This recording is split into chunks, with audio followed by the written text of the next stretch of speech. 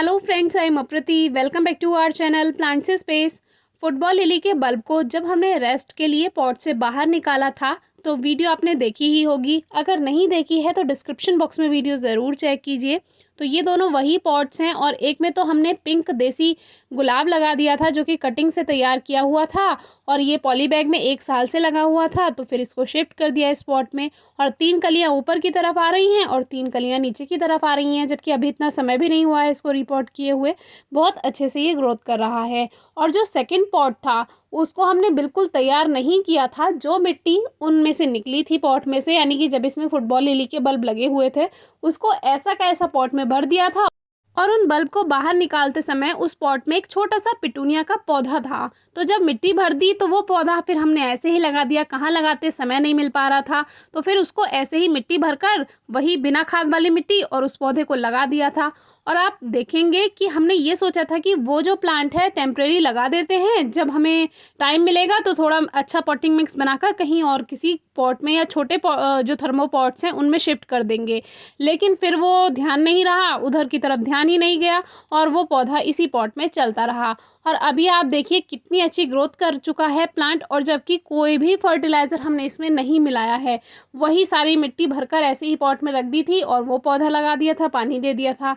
उसके बाद कोई देखभाल नहीं की और देखिए अपने आप ही चलता जा रहा है। तो ये जो पिटूनिया की वैरायटी है, ये आप एक तरह से इसको एवरग्रीन पिटूनिया कह सकते हैं। जैसे कि नॉर्मली आपने हाइब्रिड पिटूनिया देखी होगी, लेकिन ये देसी वैरायटी आपने मोस्टली नहीं देखी होगी, क्योंकि हमारे एक बार सीड पैक में ये आ गया था और तब से ख़त्म ही नहीं हुआ। और इसमें डबल कलर है, एक वाइट है और एक ये पर्पल है। ये अपने पॉट में अपने आप ही ग्रो होते रहते हैं, फिर इनको हटाने का मन नहीं करता जब इन पे कलियां बनने लगती हैं, और फिर मोस्टली हर गमले में आपको ये मिल ही जाएंगे। और ये वही पॉट है जो अभी कुछ दिन पहले मुसांडा के पॉट में से हमने बाहर निकाला था। वो भी देखिए कितने अच्छे से फ्लावर्स दे रहा है। हमारे एक व्यूअर कह रहे थे कि आपके प्लांट्स तो तुरंत फ्लावर्स दे देते हैं, हमारे प्लांट्स में फ्लावरिंग नहीं होती है। तो कुछ बातों का ध्यान रखना है, हर वीडियो में हम आपको समझाते हैं, और थोड़ा सा पेशेंस वो बहुत ज़रूरी है। अब ये आग का प्लांट है, ये बेचारा मरता जा रहा है और इसकी जगह पिटूनिया ने ले ली है ग्रोथ करने में, तो इसको भी बाहर निकाल कर आग के प्लांट को सही करेंगे। और ये जो है ये एक छोटे से देखिए प्लेट में अपने आप ग्रो हो रहा है पर्पल वाला, और ये भी अच्छी ग्रोथ कर रहा है।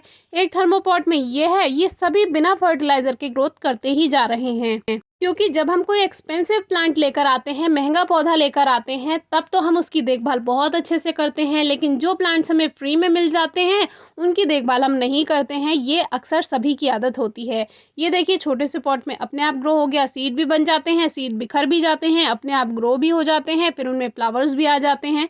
तो कभी कभी जिन पौधों की हम देखभाल नहीं करते हैं वो ही हमें सबसे अच्छा रिजल्ट देते हैं।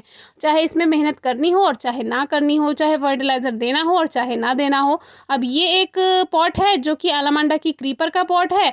इसमें देखिए कितने सारे पिटूनिया ग्रो हो गए हैं, ये भी अब ग्रोथ करते जाने हैं, हटाने का मन ही नहीं कर रहा है। लेकिन इनको हटाना होगा, नहीं तो अलामांडा की जो क्रीपर है वो अच्छे फ्लावर्स नहीं दे पाएगी। डायंथस भी इसमें ग्रो हो गया है। अब ये एक ग्रो बैग है, इसमें तो पता नहीं कितने सारे पौधे ग्रो हो रहे हैं। गेंदा भी है, पिटूनिया भी है, तुलसी भी है, गुलाब भी है, मॉर्निंग ग्लोरी भी है। हर श्रृंगार के पॉट में आप देखेंगे इतनी सारी पिटूनिया खुद से ग्रो हो गई। अब इनको कहाँ तक संभाला जाए, तो आप ही बताइए इसका क्या करना चाहिए। एक तरीका है कि इनकी गुड़ाई करके इनको आप कंपोस्ट बिन में डाल दें, क्योंकि ये इतने सारे हैं कि ये कहीं नहीं लगाए जा सकते। अब देखिए इनको बाहर कैसे निकालना है। ये समर पिटूनिया है, इस पर अलग से वीडियो आपको मिल जाएगी, डिस्क्रिप्शन बॉक्स में ज़रूर चेक कीजिए। तो जब भी कोई पौधा आप लें, इस तरह से हल्की सी नमी बना दें, जिससे जो मिट्टी है वो गीली हो जाएगी और रूट्स के साथ पौधा बाहर आ जाएगा। अब जैसे हम केक का पीस कट करते हैं, बिल्कुल ऐसे ही इस पे चारों तरफ से कट लगा देना है और गहराई से इस तरह से नाइफ की हेल्प से ही इसको उठा लेना है। और जहां आपको इसको शिफ्ट करना है, ट्रांसप्लांट करना है, आप कर सकते हैं। मान लीजिए जैसे अभी हमें यहीं पर इसको लगाना है, तो हल्की सी मिट्टी को हटाना है, बिना हाथ लगाए मिट्टी में देखिए ये पौधा आप ट्रांसप्लांट कर सकते हैं कुछ इस तरह से।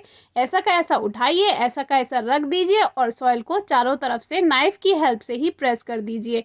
तो इस तरह से जो प्लांट है वो स्ट्रेस में नहीं जाता है, क्योंकि रूट्स ज़्यादा डिस्टर्ब नहीं की गई होती हैं।